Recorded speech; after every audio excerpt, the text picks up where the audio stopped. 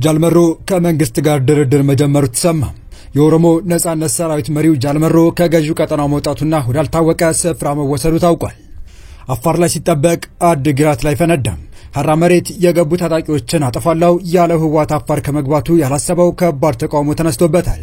የአድግራት ወጣቶች በቃም ብለው አደባባይ ወጥተዋል። የከፈትነው ጥቃትም ሆነ የተቆጣጠርነው መሬት የለም። ጊዜው አስተዳደሩ የአፋር ክልልን ወንጀል አጣጣለ። ህወሓት ከሁለት አቅጣጫ ያልታሰበ እሳት ተነስቶበታል። ከአፋር በኩል መልሶ ማጥቃት ሲከፈትበት ከውስጥ ደግሞ ከባድ ተቃውሞ ተቀስቅሷል። የመቀለ ዩኒቨርሲቲ ተማሪዎችና የአዲግራት ወጣቶች ጦርነትን በመቃወም ድምጻቸውን አሰምተዋል። በሌላ በኩል የአፋር ክልል መጋሌ ወረዳ ዋና አስተዳደር የትግራይ ኃይሎች 15 ኪሎ ሜትር ዘልቀው መግባታቸውንና 6 መንደሮችን መቆጣጠራቸውን ሲገልጹ የትግራይ ክልል ሰላምና ጸጥታ ቢሮ በበኩሉ የከፈትነው ጥቃትም ሆነ የተቆጣጠርነው መሬት የለም ሲል ወንጀላውን አጣጥሏል። የነዚህንና የኦሮሞ ነጻነት ጦር ከፍተኛ አመራሩ ከመንግስት ጋር ጀምሮታል ስለተባለው ድርድር የተሰሙትን በዝርዝር ይዘናል። ሰላም ውድ የሎዴሊ ቤተሰቦች እንደምን አላችሁ? ቻናሉን ሰብስክራይብ፣ ላይክ፣ ሼር ያደርጋችሁ እስከ መረጃዎቻችን ፍጻሜ አብራችሁን ቆዩ።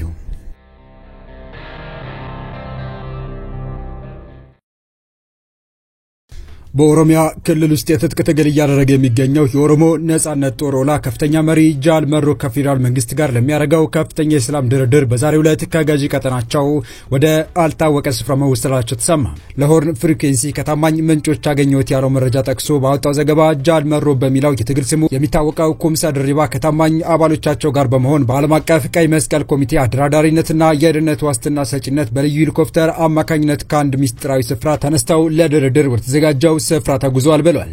ምናልባትም ከጎረቤት ሀገራት ኬንያ ወይም ከዚህ ቀደም በተደረገበት ታንዛኒያ ሊሆን እንደሚችልም ተገምቷል። የዓለም አቀፉ ቀይ መስቀል ኮሚቴ በጦርነት ቀጠናዎች መካከል የገለልተኝነት ሚናውን የመንቀሳቀስ ነጻነቱን የሁለቱም ወገኖች መሪዎች በአስተማማኝ ሁኔታ ተገኝተው እንዲመክሩ ትልቅ ድጋፍ እንደሰጠ ታውቋል።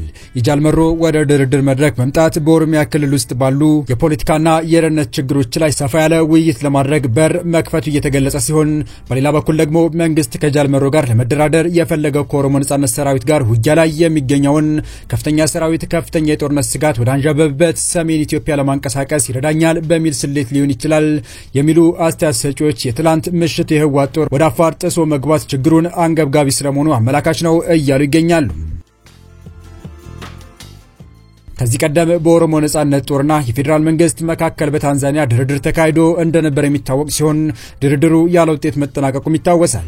የኢትዮጵያን መንግስት ከዚህ በፊት በተለያዩ አጋጣሚዎች የሰላም ጥሪ ሲያቀርብ የነበረ ሲሆን የዛሬው ክስተት የሁለቱ አካላት ለሰላም ያላቸው ቁርጠኝነት በተግባር የሚያሳይ ነው። በተፋላሚ ወገኖች በኩል የመንግስት የሰላም ጥሪ እውነተኛ አይደለም እየተባለ ምላሽ ሲሰጥበት መቆየቱም የቅርብ ጊዜ ትውስታ ነው። በቀጣይ መረጃ ህወሓት ከሁለት አቅጣጫ ያልታሰበ እሳት ተነስቶበታል። ከአፋር በኩል መልሶ ማጥቃት ሲከፈትበት ከውስጥ ደግሞ ከባድ ተቃውሞ ተቀስቅሷል። የመቀለ ዩኒቨርሲቲ ተማሪዎችና የአዲግራት ወጣቶች ጦርነትን በመቃወም ድምጻቸውን አሰምተዋል። በሌላ በኩል የአፋር ክልል መጋሌ ወረዳ ዋና አስተዳደር የትግራይ ኃይሎች 15 ኪሎ ሜትር ዘልቀው መግባታቸውንና 6 መንደሮችን መቆጣጠራቸውን ሲገልጹ የትግራይ ክልል ሰላምና ጸጥታ ቢሮ በበኩሉ የከፈትነው ጥቃትም ሆነ የተቆጣጠርነው መሬት የለም ሲል ወንጀላውን አጣጥሏል። የትግራይ ኃይሎች 15 ኪሎ ሜትር ዘልቀው ወደ አፋር ክልል መጋሌ ወረዳ ገብተዋል ሲሉ ዋና አስተዳዳሪው ከሰዋል። የአፋር ክልል መጋሌ ወረዳ ዋና አስተዳደር የትግራይ ኃይሎች በወረዳው ቶንሳ ቀበሌ ላይ በከፈቱት ጥቃት ወደ 15 ኪሎ ሜትር ዘልቀው መግባታቸውንና 6 መንደሮችን መቆጣጠራቸውን በመግለጽ ከሰሱም። የትግራይ ክልል ሰላምና ጸጥታ ቢሮ በበኩሉ የከፈትነው ጥቃትም ሆነ የተቆጣጠርነው መሬት የለም ሲሉ ወንጀላውን አጣጥሏል።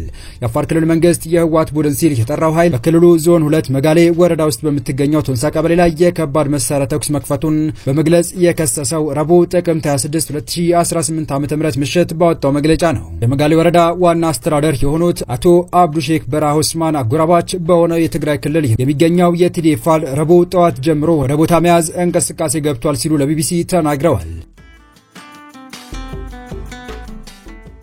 ሙሉ ቀን ያንን ቦታ ይዘው እስከ 12 ሰዓት ህዝቡ እየሸሸ ታጣቂው ቡድኑ ቦታውን እያዘ ሄዷል። ከዚያ ሁሉንም ቦታ ከተቆጣጠረ በኋላ ነው ከባድ መሳሪያ ወደ ህዝቡ መወርወር የጀመረው ምሽት 12 ሰዓት አካባቢ ነው ሲሉ በክልሉ መንግስት የቀረበውን ወንጀል አጠናክረዋል። የአፋር ክልል መንግስት ከምሽቱ 1 ሰዓት አካባቢ የንጹሃን የአፋር አርብቶ አደሮች ላይ በሞርታርና በዙ 23 ከባድ መሳሪያዎች ተኩስ መክፈቱን በመጥቀስ መግለጫ ወንጅሏል። ይህ በእንዲህ እንዳለ የትግራይ ክልል ሰላምና ጸጥታ ቢሮ በበኩሉ የከፈትነው ጥቃትም ሆነ የተቆጣጠርነው መሬት የለም ሲል ውንጀላውን አጣጥሏል። የክልሉ ሰላምና ጸጥታ ይህን ይበል እንጂ ከአፋር ክልል መንግስት ገለጻ በኋላ ወረራ የተፈጸመበት የአፋር ክልል መጋሌ ወረዳ ዋና አስተዳዳሪ የትግራይ ኃይሎች በወረዳው ቶንሳ ቀበሌ ላይ በከፈቱት ጥቃት ወደ 15 ኪሎ ሜትር ዘልቀው መግባታቸውን እና 6 መንደሮችን መቆጣጠራቸውን ገልጸዋል።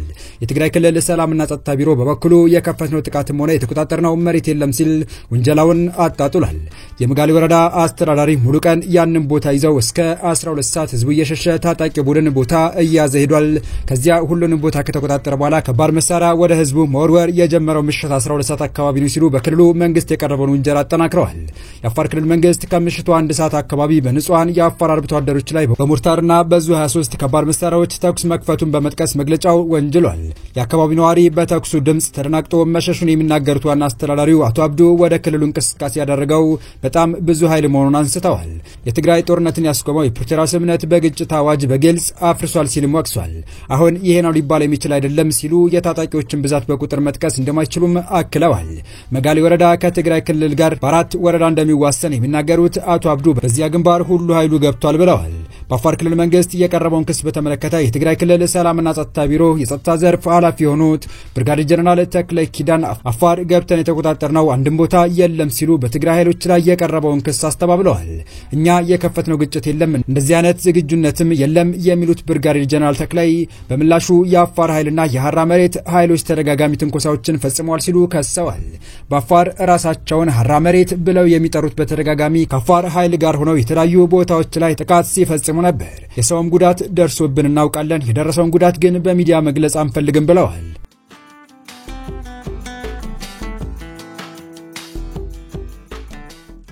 ለመጨረሻ ወዳረግነው መረጃ ተሻገርን።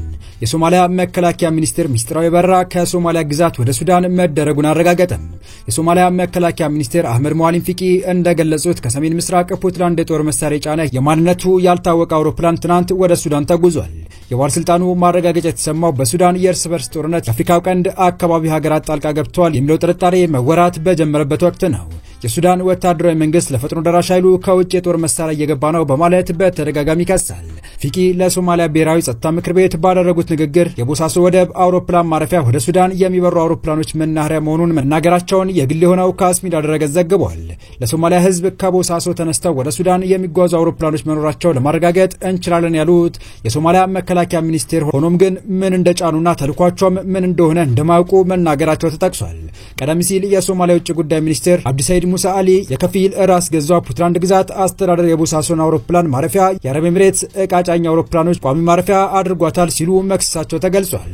የሱዳን ወታደራዊ መንግስት አረብ ኤሚሬትስን የፈጥኖ ደራሹን ኃይል የጦር መሳሪያ በማቅረብ ይደግፋል ሲል በተደጋጋሚ ይከሳል። የአረብ ኤሚሬትሱ መንግስት በበኩሉ ክሱን ያጣጥላል። የተወደዳችሁ የቻናላችን ቤተሰቦች ለአሁኑ ለእናንተ ይመጥናሉ ብታደምጧቸው ታተፉባችኋላችሁ ብለን የመረጥንላችሁ ዕለታዊ መረጃዎቻችን እስካሁን ያደመጣችኋቸው ነበሩ። በተመሳሳይ ሀገራዊና ቀጠናዊ ጉዳዮች እንዲሁም ዓለም አቀፋዊ ጂኦፖለቲካ፣ ወታደራዊና አነጋጋሪ ክስተቶችን ዕለት በዕለት ተከታትለን በትኩስ ይዘን እንደምንቀርብ እያሳወቅን የቻናሉ ቤተሰብ ካልናችሁ ሰብስክራይብ፣ ቪዲዮን ላይክ እና ሼር በማድረግ የቻናላችን ቤተሰብ የሆኑ ዘንድ አክብሮታዊ ግብዣችን ነው። አበቃን። ሰናይ ጊዜን ተመኘን።